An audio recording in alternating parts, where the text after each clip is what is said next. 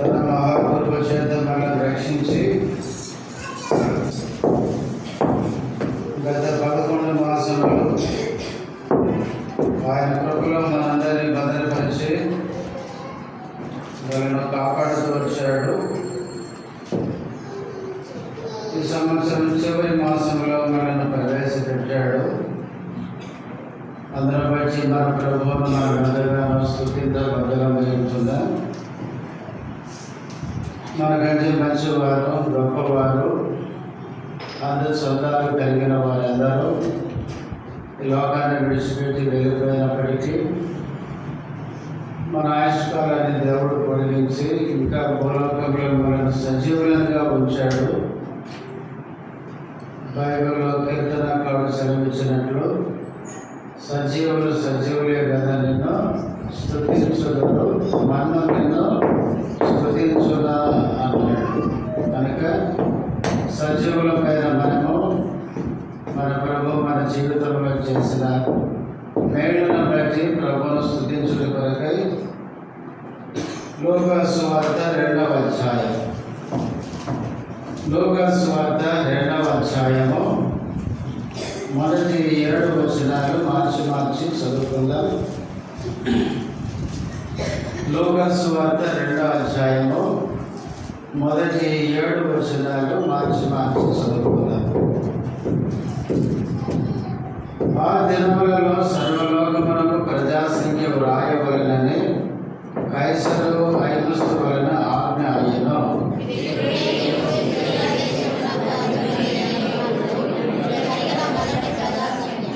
అందరూ ఆ సంఖ్యలో వ్రాయబడుటకు తమ తమ పట్టణములకు వెళ్ళి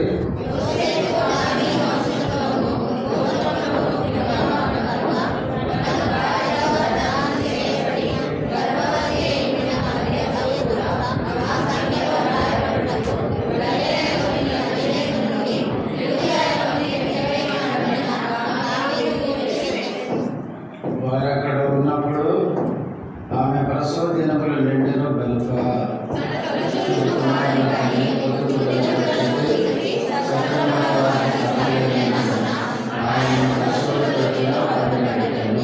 ప్రార్థన చేసుకుందాం.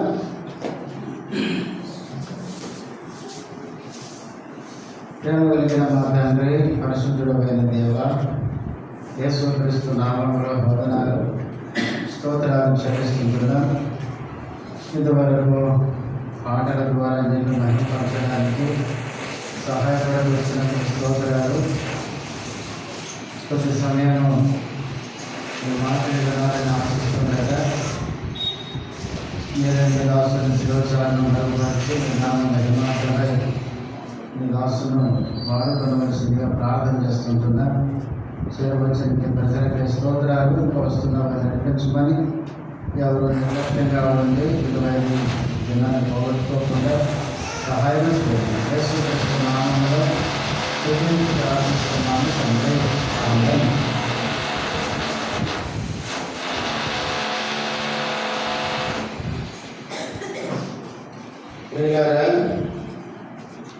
డిసెంబర్ మాసం అంటేనే క్రైస్తవ లోకానికి ఎంతో సంతోషకరమైన మాసం. దాదాపు ఈ డిసెంబర్ మాసంలో దేవుని ప్రజలు క్రైస్తవులందరూ కూడా క్రీస్తు పుట్టుకను గురించి ఎక్కువగా ధ్యానిస్తూ ఉంటారు. కనుక ప్రభు చిత్తమైతే ఈ నెలంతా కూడా మనము క్రీస్తు పుట్టుకను గురించే ఆరాధన వర్తమానములు ధ్యానం చేద్దాం. యేసుక్రీస్తు జీవిత చరిత్ర బైబిల్లో 4 సువార్తల్లో మనం చూస్తాం. మత్తయి, మార్కు, లూకా, యోహాను సువార్తలు. ఈ 4 సువార్తల్లో యేసుక్రీస్తు పుట్టుకను గురించి 2 సువార్తల్లోనే మనం చూస్తాం. మత్తయి సువార్త, లూకా సువార్త. మార్కు సువార్త యేసు పరిచర్యతో ఆరంభమవుతుంది. పుట్టుకను గురించి మార్కు రాయలేదు. యోహాను సువార్త కూడా యేసుక్రీస్తు ఆదిలో ఏమై ఉన్నాడో అన్న దానితో మొదలుపెట్టాడు. ఆది యందు వాక్యం ఉండి, ఉండెను, వాక్యము దేవుని యొద్ద ఉండెను, వాక్యము దేవుడై ఉండెను అనే మాటతో మొదలుపెట్టినాడు. కానీ మత్తయి సువార్త, లూకా సువార్తలో యేసుక్రీస్తు పుట్టుకను గురించి వివరంగా మనం చూస్తాం.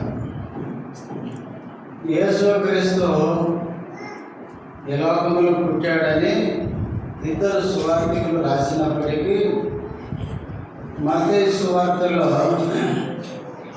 క్రీస్తు పుడతాడు అన్న లేఖనాలు ఎక్కువగా మత్తయి సువార్తికులు కోట్ చేసినాడు. ఎందుకంటే మత్తయి సువార్త ముఖ్యంగా యూదులకు రాయబడింది. యూదులకు ఏం తెలుసు? ధర్మశాస్త్రం తెలుసు.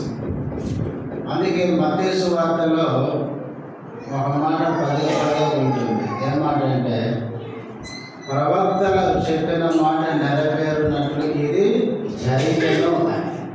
అంటే మత్తయి సువార్త యూదులకు రాయబడింది కాబట్టి వాళ్ళకు లేఖనాలు తెలుసు కాబట్టి మీరు ఎదురు చూస్తున్న మెస్సియా ఉన్నాడే రక్షకుడు, ఆయన ఈ యేసు ప్రభువే అని మత్తయి సువార్తికుడు పాత నిబంధనలో ఉన్న లేఖనాలను ఎత్తి యేసుక్రీస్తు మీరు ఎదురు చూస్తున్న మెస్సియా, ఆయన నమ్మండి అని చెప్పే ప్రయత్నం చేసినాడు. లూకా సువార్త మాత్రం, లూకా సువార్త ముఖ్యంగా అందరికీ రాయబడింది, ముఖ్యంగా అన్యులకు రాయబడింది. అన్యులకు ఏం తెలియదు చెప్పండి? ధర్మశాస్త్రం తెలియదు. యేసు పుట్టాడు అని అన్నిటిని తెలుసుకోవాలంటే వాళ్ళకి ఏం కావాలి? రుజువులు కావాలి. అందుకనే వైద్యుడైన లూకా క్రీస్తు పుట్టాడు అనే రుజువుతో రాసినాడు. ప్రియారా, యేసుక్రీస్తు ఈ లోకంలో జన్మించాడు అనేది 100% నిజం. కొంతమంది చెబుతున్నారు యేసు పుట్టలేదు, యేసుక్రీస్తు చరిత్రలో లేనే లేడు అని చెప్తున్నారు. క్రీస్తు కనుక పుట్టలేదు అని ఒకసారి అనుకున్నాం అనుకోండి. అనుకుంటే ఏమైందో తెలుసా? అని అనుకుంటే ఇప్పుడు నేను పుట్టలేదని చెప్పుకోవాలి. ఎందుకు? ఇప్పుడు నా పుట్టుక ఎప్పుడు అది ఎవరైనా అడిగారు అనుకోండి, ఏం చెప్తాను? నా డేట్ ఆఫ్ బర్త్ చెప్పాలంటే 1/6/80 అని చెప్పాలి. ఈ 1980 అనేది ఎక్కడి నుంచి మొదలైంది? క్రీస్తు నుంచే మొదలైంది. క్రీస్తు శకము అని. అసలు క్రీస్తే లేకపోతే నేను ఎప్పుడు పుట్టానో నాకు తెలియదు. ఈ చరిత్ర అంతటికి మూలం ఎవరంటే యేసుక్రీస్తే. యేసుక్రీస్తు జన్మతో ముడిపడి ఉంది. అందుకనే క్రీస్తు పుట్టలేదు అంటే ఈ సృష్టిలో చరిత్రకి ఆధారం ఏమీ లేదు. కాబట్టి తిరిగారా, యేసుక్రీస్తు ఈ లోకంలో జన్మించాడని ఖచ్చితంగా ప్రతి ఒక్కరు ఒప్పుకోవాల్సిందే. దానికి ఆధారాలన్నీ ఉన్నాయి. చూడండి, లూకా సువార్తలోనే లూకా ఏం చెప్పాడు? 2వ అధ్యాయం 1వ వచనం, ఆ దినములలో సర్వలోకమునకు ప్రజా సంఖ్య వ్రాయవలెనని కైసరు ఐగుస్తు వలన ఆజ్ఞ ఆయను. యేసు ప్రభు ఎప్పుడు పుట్టాడంట? రోమ చక్రవర్తి ఎవరండి ఆయన? కైసరు ఐగుస్తు. ఈయన రోమాను పరిపాలిస్తున్న కాలంలో యేసుక్రీస్తు పుట్టాడు. రుజువు అన్నమాట. లోక రుజువులతో చెప్తున్నాడు. మీరు గూగుల్లోకి వెళ్ళి వచ్చినా కూడా కైసరు ఐగుస్తు ఎప్పుడు పరిపాలించాడో మనకు తెలుస్తుంది. అందుకనే బైబిల్లో రుజువులతో క్రీస్తు పుట్టాడు అని రుజువులతో రాయబడింది. కైసరు ఐగుస్తు రోమాను పరిపాలిస్తున్న కాలంలో యేసుక్రీస్తు పుట్టాడు. అందుకనే సర్వలోకములకు ప్రజా సంఖ్య వ్రాయవలనని కైసరు ఐగుస్తు వలన ఏమైంది? ఆర్డర్ పాస్ చేయబడింది. 2వ వచనం, ఇది కురేనియు సిరియా దేశములకు అధిపతి అయి ఉన్నప్పుడు జరిగిన మొదటి ప్రజా సంఖ్య. 2వ వచనంలో 2వ వ్యక్తి పేరు రాయబడింది. సిరియా దేశములకు అధిపతి ఎవరంటే కురేని అనే వ్యక్తి. చూడండి, రుజువుతో కూడా ఉంది. యేసుక్రీస్తు ఎప్పుడు పుట్టాడు అంటే సిరియా దేశానికి అధిపతిగా కురేని ఉన్న కాలంలో పుట్టాడు. ఆయన కాలంలో కైసర్ ఐగుస్తు సర్వలోకానికి ప్రజాసంఖ్య రాయాలని ఆజ్ఞ జారీ చేస్తాడు. అది మొదటి ప్రజాసంఖ్య అంటే. ఇప్పుడు 3వ వచనం, అందరూ ఆ సంఖ్యలో రాయబడుటకు తమ తమ పట్టణములకు వెళ్ళారు. ఎప్పుడైతే రాజు ఆజ్ఞాపించాడో రాజు మాట వినాలి కదా, అందుకనే అందరూ ఏం చేశారంటే వారి వారి ప్రజాసంఖ్య వ్రాయించుకోవడానికి వారి వారి పట్టణాలకి వెళ్ళినారు. ఇప్పుడు 4-5 వచ్చినారు. యోసేపు దావీదు వంశంలోనూ గోత్రంలోనూ పుట్టినవాడు కనుక తనకు భార్యగా ప్రదానం చేయబడి గర్భవతి అయి ఉండిన మరియతో కూడా ఆ సంఖ్యలో రాయబడుటకు గలిలయలోని నజరేతు నుండి యోదయలోని బెత్లెహేము అనబడిన దావీదు ఊరికి వెళ్ళెను. అసలు విషయం ఏంటో తెలుసా? ఇక్కడ ఏంటంటే ఈ కైసర్ ఐగుస్తు సర్వలోకానికి ప్రజాసంఖ్య రాయాలని ఎందుకు ఆజ్ఞ జారీ చేశాడు? యోసేపు మరియలు నజరేతు నుంచి ఎక్కడికి రావాలి? బెత్లెహేముకు రావాలి. ఎందుకు వారు బెత్లెహేముకు రావాలంటే యేసుక్రీస్తు ఎక్కడ పుట్టాలి? బెత్లెహేము. చూడండి, మత్తయి సువార్త 2వ అధ్యాయం. మత్తయి సువార్త 2వ అధ్యాయము 4-5 వచనాలు. కాబట్టి రాజు ప్రధాన యాజకులను ప్రజలలో నుండి శాస్త్రులను అందరినీ సమకూర్చి క్రీస్తు ఎక్కడ పుట్టినని వారిని అడిగాను. అందుకు వారు యోదయ బెత్లెహేములోనే అనగా యోదయ దేశపు బెత్లెహేమా, నీవు యోదా ప్రధానులలో ఎంత మాత్రమును అల్పమైన దానవు కావు. ఇశ్రాయేలును నా ప్రజలను పాలించు అధిపతి నీలో నుండి వచ్చును అని ప్రవక్త ద్వారా వ్రాయబడి ఉన్నదని. తూర్పు దేశపు జ్ఞానులు హేరోదు రాజు దగ్గరకు వచ్చి అడిగినారు, యూదుల రాజుగా పుట్టినవాడు ఎక్కడ?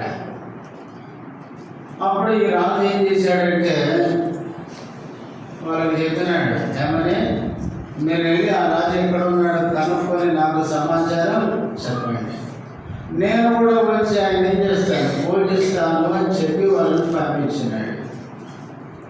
వారు వెళ్ళిపోయిన తర్వాత యాజకులను, ప్రధాన యాజకులను, శాస్త్రులను పిలిపించి క్రీస్తు ఎక్కడ పుట్టును అని అడిగినాడు. అప్పుడు వాళ్ళు ఏం చెప్పారు? 5వ వచనంలో యోదయ బెత్లెహేములోనే అని చెప్పినారు. ఎందుకు అంటే యాలయనగా అని కారణం చెప్తున్నారు. ప్రవక్త ద్వారా రాయబడింది ఎక్కడ పుడతాడని, యోదయ బెత్లెహేములో క్రీస్తు పుడతాడు అని రాయబడింది. మీకు ఆ గ్రంథం 5:2 మనకు తెలుసు. అక్కడ ఏముంది? బెత్లెహేమ ఎఫ్రాతా యూదా వారి కుటుంబములలో మేము స్వల్ప గ్రామమైనను నా కొరకు ఇశ్రాయేలును ఏలబోవారు నీలో నుండి వచ్చును. మీకు 5:2లో ప్రవచనం మీకా ప్రవక్త చెప్పినాడు, క్రీస్తు బెత్లెహేములో నుంచి వస్తాడని, యోదయ బెత్లెహేములో జన్మిస్తాడని ముందే రాయబడిన ప్రకారం ఇప్పుడు యోసేపు మరియలు ఎక్కడ ఉన్నారంటే నజరేతులో ఉన్నారు. చూడండి, 1వ అధ్యాయం లూకా సువార్త 1వ అధ్యాయం 26వ వచనం. 6వ నెలలో గబ్రియేలును దేవదూత గలిలయలోని నజరేతు ఊరిలో దావీదు వంశస్థుడైన యోసేపును ఒక పురుషునికి ప్రదానం చేయబడిన కన్యక యొద్దకు దేవుని చేత పంపబడింది. ఈ గబ్రియేలు దూత వచ్చినప్పటికీ మరి ఎక్కడ ఉందండి? నజరేతులో ఉంది. యోసేపు మరియలు ఎక్కడున్నారంటే నజరేతులో ఉన్నారు. అయితే యేసుప్రభు ఎక్కడ పుట్టాలి? బెత్లెహేములో పుట్టాలి. అందుకనే కైసరు ఐగుస్తు వలన దేవుడు ఏం చేశాడంటే ఆజ్ఞ జారీ చేసినాడు.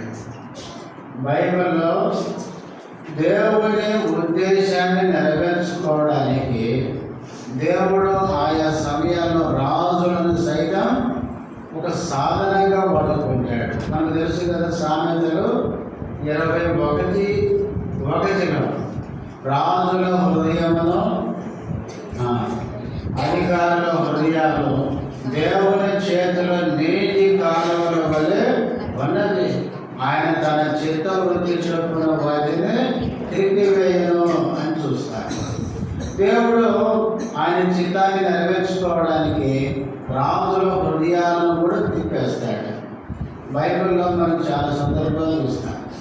కాబట్టి యేసుక్రీస్తు బెత్లెహేములో జన్మించడానికి నజరేతులో ఉన్న యోసేపు మరియలను నజరేతుకు అక్కడి నుంచి బెత్లెహేముకు తీసుకొని రావడానికి రాజును ప్రేరేపించినాడు. రాజు ఆజ్ఞ జారీ చేసినాడు.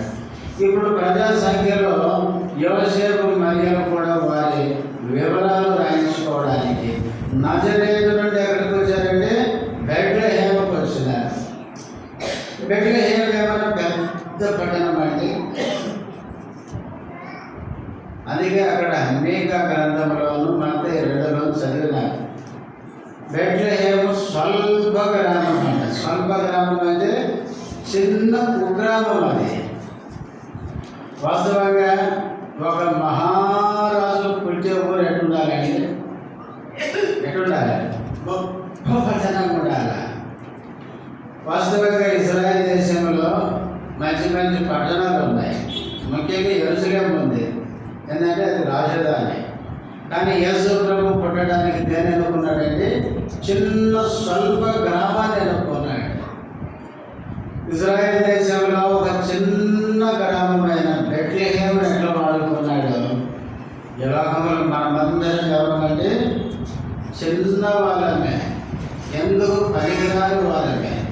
వాస్తవంగా చెప్పాలంటే బెత్లెహేము ఈరోజు మంచి సిటీ అయింది కానీ ఇజ్రాయెల్ దేశంలో ఎందుకు? యేసు పుట్టాడు కాబట్టి ఇప్పుడు యాత్ర స్టార్ట్ అయింది. యేసు పుట్టక ముందు ఆ బెత్లెహేముకు ఒక ఏం లేదంటే ఏ పేరు లేదు, దానికి ఒక విలువ లేదు. అట్లాంటి ఒక అనామకమైన గ్రామం అది. కానీ యేసుక్రీస్తు అట్లాంటి గ్రామాన్ని పుట్టడానికి ఎంచుకున్నాడు. లోకములు ప్రియులారా, నీవు నేను ఎందుకు పనికిరాని వాళ్ళమే. క్రీస్తు నమ్మకం ముందు మనకి ఏ విలువ లేదు. మనకు లోకంలో ఉన్నప్పుడు మనకు విలువ కాదు.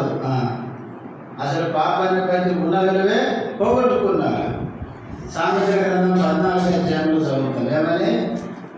నేటి జనములకు ఘనత చేసుటకు కారణము పాప మనుషులు అవమానం.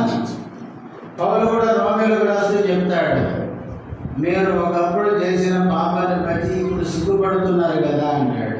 పాపం అనేది మనుషులకి ఏం తీసుకొని వస్తుంది? సిగ్గు. ఆదాములు పాపం చేయకపోతే ఎక్కడున్నారు? సిగ్గు ఎరగకుందిరి అని చదువుతారు. పాపం చేసిన తర్వాత ఊరికి పిలిస్తేనే పడిపోతున్నారు, చాటుకు పోతున్నారు. ఎందుకంటే వాళ్ళకి సిగ్గు అయింది. పాపం అనేది మనిషికి సిగ్గు, అవమానాన్ని తీసుకొని వచ్చింది. కాబట్టి ప్రియులారా, క్రీస్తు నమ్మకం ముందు మన జీవితం ఎందుకు కొరగానిది? మనను ఎవరు కూడా లెక్క చేయని జీవితం, పనికి మాలిన జీవితం. అయితే పనికి మాలిన అల్పమైన స్వల్పమైన నిన్ను నన్ను దేవుడు కోరుకున్నాడు. యేసు జన్మించడానికి బెత్లెహేము అనే ఒక స్వల్ప గ్రామాన్ని కోరుకున్నట్టు ప్రభు లోకంలో ఎంతోమంది గొప్పవారు ఉన్నారు. మనం చదువుకున్నాం కదా కొన్ని మొదటి పత్రికలు. ఏం చదువుకున్నాం? లోకములు ఎవరున్నారంట? జ్ఞానులు ఉన్నారంట, ఘనులు ఉన్నారంట, గొప్ప వంశం వారు ఉన్నారంట. కానీ వాళ్ళని దేవుడు ఎన్నుకోలేదు. ఎన్నిక లేని దౌర్భాగ్యులమైన మనను దేవుడు ఎన్నిక చేసుకున్నాడు. అప్పుడు తిరిగారా ఈరోజు బెత్లెహేం చూడిపోయింది.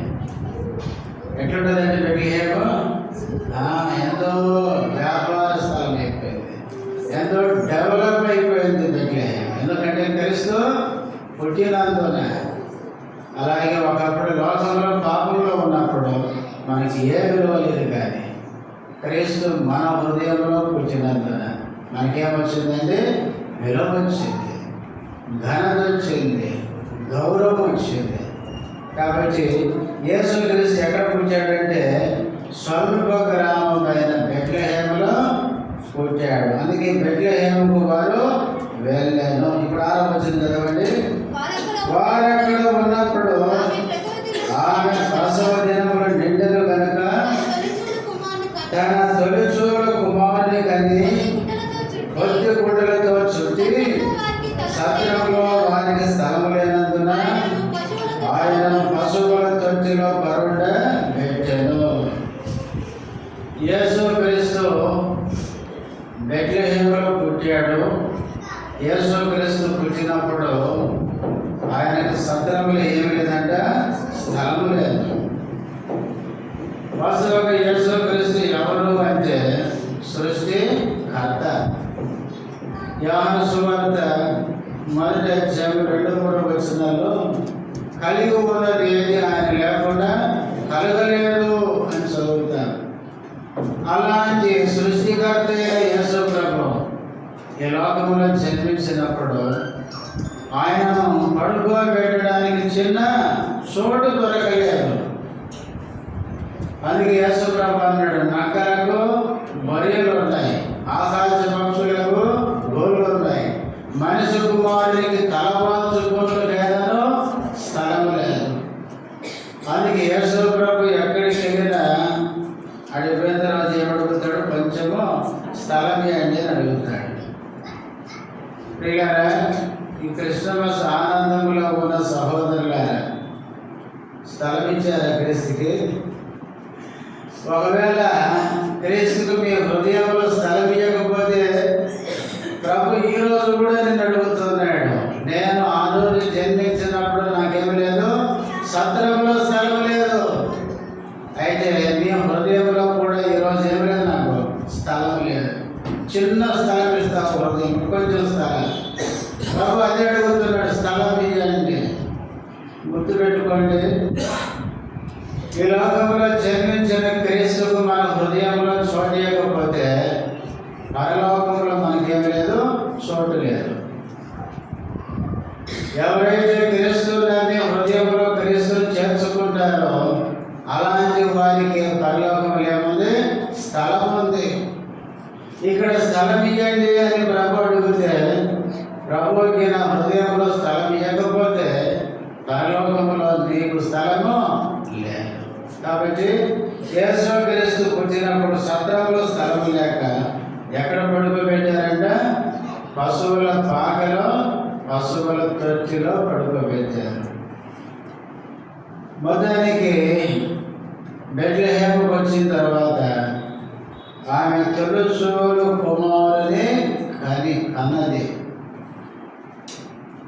యేసుక్రీస్తు ఈ లోకంలో ఆయన జన్మించినాడు బెత్లెహేములో. ఎందుకు మరియ యేసుని కన్నది అంటే చూడండి, మత్తయి సువార్త 1వ అధ్యాయం. మత్తయి సువార్త 1వ అధ్యాయం 21వ వచనం. ఆమె యొక్క కుమారుని కనును తన ప్రజలను వారి పాపముల నుండి ఆయనే రక్షించును కనుక ఆయనకు యేసు అనే పేరు పెట్టుదు అనెను. ఆమె అంటే మరియ ఒక కుమారుని కనును. లోక 2:6లో కుమారుని తొలిచూలు కుమారుని కని అని చదివినారు. ఇక్కడ ఆమె కుమారుని కనును అని చదివినారు. ఎందుకు కలదంటే తన ప్రజలను వారి పాపముల నుండి ఆయనే రక్షించును కనుక ఆయనకు యేసు అనే పేరు పెట్టుదువలెను. మరియ గర్భంలో యేసు ఎందుకు ఈ లోకంలో జన్మించాడు అంటే ఆయన ప్రజలమైన మనను మన పాపముల నుంచి ఏం చేయడానికి, రక్షించడానికి.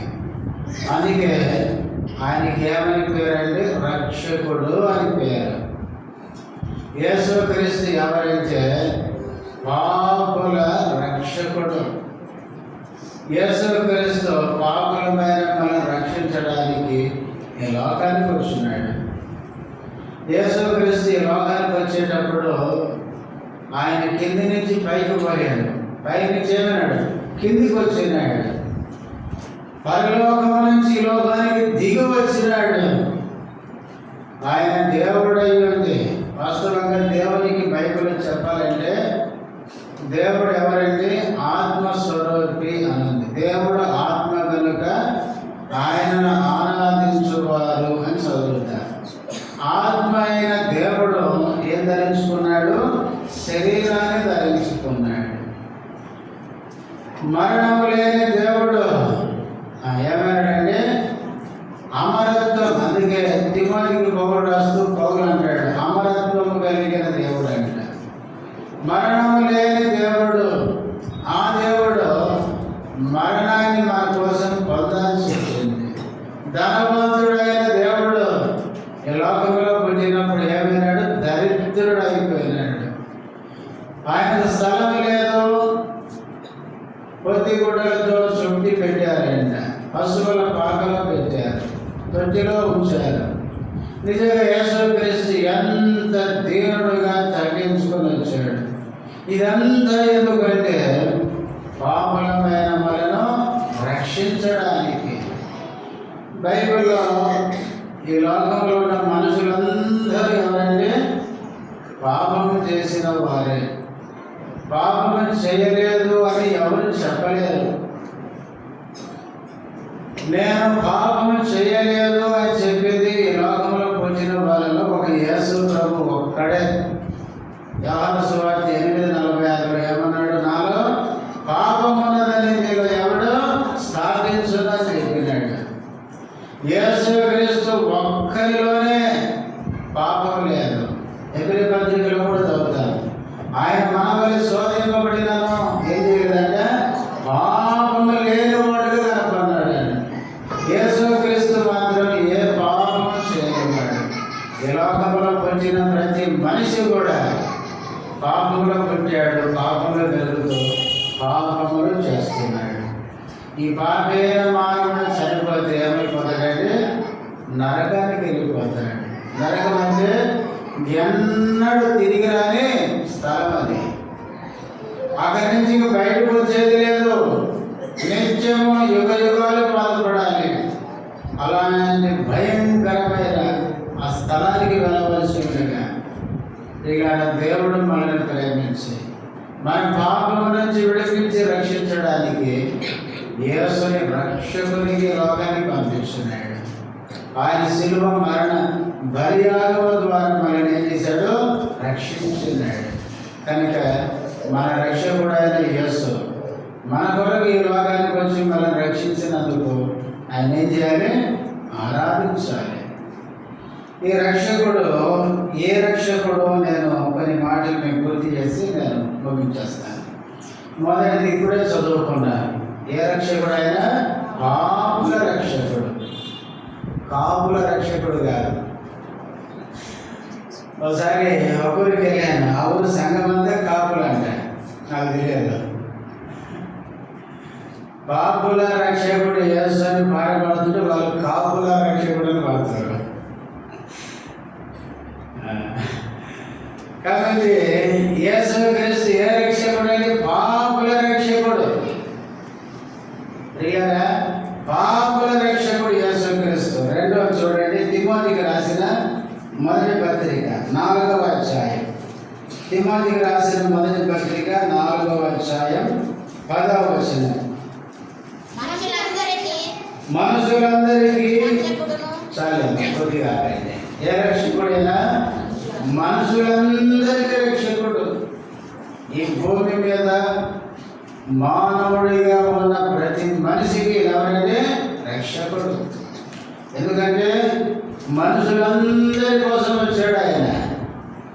మనుషులందరి కోసం ప్రాణం పెట్టాడు. మనుషులందరి కోసం రక్తం కాల్చినాడు. ఆయన మనుషులందరినీ ప్రేమిస్తున్నాడు. అందుకనే ఈ భూమి మీద ఉన్న మనుషులందరికీ ఆయన ఎవరంటే రక్షకుడు. యోహాను రాసిన మొదటి పత్రిక, యోహాను రాసిన మొదటి పత్రిక 4వ అధ్యాయం. యోహాను రాసిన మొదటి పత్రిక 4వ అధ్యాయం 14వ వచనం. మరియు తండ్రి తన కుమారుని లోకరక్షకుడుగా ఉండుటకు పంపియుడుట మేము చూసి సాక్ష్యం ఇచ్చుచున్నాము. మూడవది ఏ రక్షకుడు అండి? లోకరక్షకుడు. యేసుక్రీస్తు లోకాన్ని ప్రేమించాడు, లోకమును రక్షించడానికి వచ్చాడు. అందుకనే ఆయన లోక రక్షకుడు. యోహాను సువార్త 4వ అధ్యాయంలో కూడా సమరయ స్త్రీ యేసుక్రీస్తుని ఎరిగి రక్షించబడి సమరయ ఊరిలోనికి వెళ్ళి, నేను చేసినవన్నీ నాతో చెప్పిన ఈయన మెస్సియా కాడా అని ప్రకటిస్తే వాళ్ళు పరిగెత్తుకుంటూ వచ్చి యేసుని చూసి యేసుని అంటే వాళ్ళు ఏమన్నారు తెలుసా? చూడండి 4వ అధ్యాయం, యోహాను సువార్త 4వ అధ్యాయం ఎన్నో వచనం? 42వ వచనం. మా మట్టుకు మేము విని ఈయన నిజముగా లోకరక్షకుడని తెలుసుకుని, వాళ్ళు ఏమన్నారంటే అమ్మను చెప్పడమే కాదు, మేము కూడా విన్నాం, చూసాము ఆయన్ని, ఆ ప్రభువుని మేము ఎరిగాము. ఏమని? నిజముగా లోకరక్షకుడు ఆయన. యేసుక్రీస్తు పాపుల రక్షకుడు, యేసుక్రీస్తు మనుషులందరికీ రక్షకుడు, యేసుక్రీస్తు లోకరక్షకుడు. 4వది లూకా సువార్త 2వ అధ్యాయం, లూకా సువార్త 2వ అధ్యాయము కలిసి ఉంది, పెద్దగా ఉంది. 32 చూడండి, 32 చదవండి. నాదా ఇప్పుడు నీ మాట చొప్పున సమాధానముతో నీ దాసుని పోనిచుచున్నావు. అన్యజనులకు నేను బయలుపరుచుటకు వెలుగుగాను, నీ ప్రజలైన ఇశ్రాయేలుకు మహిమగాను, నీవు సకల ప్రజల ఎదుట సిద్ధపరిచిన నీ రక్షణ నేను కన్నులారా చూచితిని. సిమియోను అంటున్నాడు. ఎవరిని చూసి? బాలుడైన యేసుని చేతిలోకి తీసుకుని ఆయన చూస్తూ ఏమని అంటున్నాడంటే, నీ రక్షణ నేను కన్నులారా చూచితిని. ఇప్పుడు రక్షణ ఎవరు చెప్పండి? యేసే రక్షణ, యేసే రక్షకుడు. ఏ రక్షకుడు? సిద్ధపరిచిన రక్షకుడు. యేసుక్రీస్తు 4వదిగా నీ కోసం నా కోసం సిద్ధపరచబడిన రక్షకుడు. ఎప్పుడు సిద్ధపరచబడ్డాడు? పేతురు రాసిన మొదటి పత్రిక, పేతురు రాసిన మొదటి పత్రిక 20వ వచనం, మొదటి అధ్యాయం 20వ వచనం. ఆయన జగత్తు పునాది వేయబడక మునిపే చాలమ్మా. యేసుక్రీస్తు మన రక్షణ కొరకు ఎప్పుడు సిద్ధపరచబడ్డాడంటే జగత్తు పునాది వేయబడక మునిపే. ఇది అర్థం చేసుకోవడం చాలా కష్టం కదా. జగత్తు అంటే సృష్టి. ఈ సృష్టికి పునాది వేయక ముందే అంటే అసలు సృష్టి నుంచి ఇప్పటి వరకు జరిగితే మనకు తెలియదు. సృష్టికి ఆవలో ఉన్నది ఏం తెలుసు మనకు? చూడండి, దేవుని యొక్క ప్రణాళిక ఎంత గొప్పదో చూడండి. జగత్తు పునాది వేయబడక మునిపే రక్షకుడు ఆయన క్రీస్తును నీ ఆయన సిద్ధం చేశాడు. ఆయన ఎప్పుడో సిద్ధపరచబడి గలతీ 4:4 ప్రకారం కాలం పరిపూర్ణమైనప్పుడు ఆయన మనల్ని రక్షించడానికి స్త్రీ యందు పుట్టాడు. ప్రియులారా, 4వదిగా మన కొరకు సిద్ధపరచబడిన రక్షకుడు. ఇప్పుడు చెప్పిన 4 చెప్పారు. 1 పాపుల రక్షకుడు, 2 మనుషులందరికీ రక్షకుడు, 3 లోక రక్షకుడు, 4 సిద్ధపరచబడిన మన కోసం సిద్ధపరచబడిన రక్షకుడు. చివరిగా ఇందాక చదివిన వచనం చదవండి. తిమోతికి రాసిన మొదటి పత్రిక 4:10 మళ్ళీ చదవండి. మనుషులందరికీ రక్షకుడును మరి విశేషముగా విశ్వాసులకు రక్షకుడు అయిన జీవము గల దేవుని యందు చాలండి. ఎవరికి రక్షకుడు అంట? విశ్వాసులకు. అక్కడ చూడండి, విశేషముగా విశ్వాసులకు రక్షకుడు. 5వది విశ్వాసులమైన మనకే రక్షకుడు. మరీ విశేషంగా ఆయన మన రక్షకుడు. నీవు విశ్వాసం అయి ఉంటే, క్రీస్తుని రక్షకునిగా హృదయంలో అంగీకరించి ఉంటే, మరీ విశేషంగా నీకెవరంటే రక్షకుడు. కనుక ఆ రక్షకుడు నీ పాపాన్ని నుంచి విడిపించినందుకు, పాపాన్ని నుంచి విడిపించబడిన నీవు ఆ రక్షకుడైన ప్రభువుని ఏం చేయాలి? స్తుతించి ఆరాధించాలి. మనమందరం లేచి నిలబడి చిన్న పాట పాడుకుందాం.